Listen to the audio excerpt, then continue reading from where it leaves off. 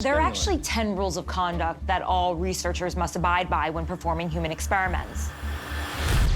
It's called the Nuremberg Code. It's a set of rules that were established after World War II in response to the medical atrocities performed by Nazi scientists. On the 8th of August, 1945. When I first heard the story of Edgewood, it hit home. My own grandmother was experimented on by Nazi scientists in a camp in Hamburg, Germany during World War II. Because of her account and thousands more like hers, these 10 rules are recognized today under international law. One rule states, voluntary consent of the human subject is absolutely essential. This means that the volunteers must be properly informed of the nature and possible outcome of the experiment. But under Ketchum, the volunteers weren't told what drugs they were given or what the possible side effects would be. Another rule of the Nuremberg Code states, during the course of the experiment, the scientist in charge must be prepared to terminate the experiment at any stage if he believes that a continuation of the experiment is likely to result in injury, disability, or death to the experimental subject. But did the experiments actually cause harm? The soldiers who participated in the tests believe they did.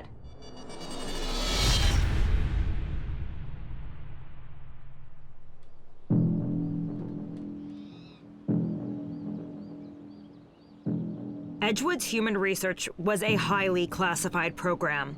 The volunteers were all under a strict secrecy oath for more than 50 years after the program ended. They were forbidden from speaking about anything that went on within that facility. Today, they're still seeking answers as to what the Army did to them and why no one has been held accountable. They promised not to harm us. The consent stated that you knew and had been explained what would happen to you, which was a lie. It was an out blatant lie. They didn't even know what would happen to you. And you signed a disclaimer saying that you knew what they were giving you, even though you didn't. Ketchum was as bad as the rest of them, and he didn't believe anyone got hurt. Right, oh yeah. He went to his deathbed saying the same thing. Yep. And that it was a lie. They gave him accommodations and awards. What do we get?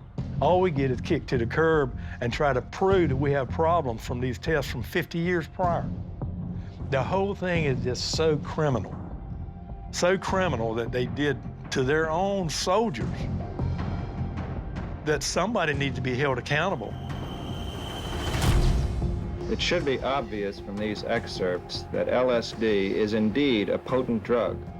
Were Ketchum and the Edgewood researchers violating medical ethics?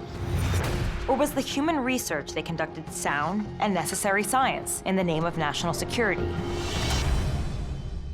This is the central question of our investigation, and there's only one man who can answer that. People said, you know, we were putting them through terrible experiences that were really unjust and immoral. And most of the people who were delirious didn't remember any of their delirious behaviors. Same as if you had a dream. I don't think drug studies were in those that they had in mind when the Nuremberg rules were first put together. Namely, that the experimenter should be willing to stop any experiment if it appeared to him that it was harmful or causing problems. But to give a drug that lasts 3 days, and the guy's going to say on day 2, I want to stop this experiment. I don't like the way I feel. You really couldn't do it. You'd have to wait for it to wear off. Close him next. I feel incapacitated. Incapacitated.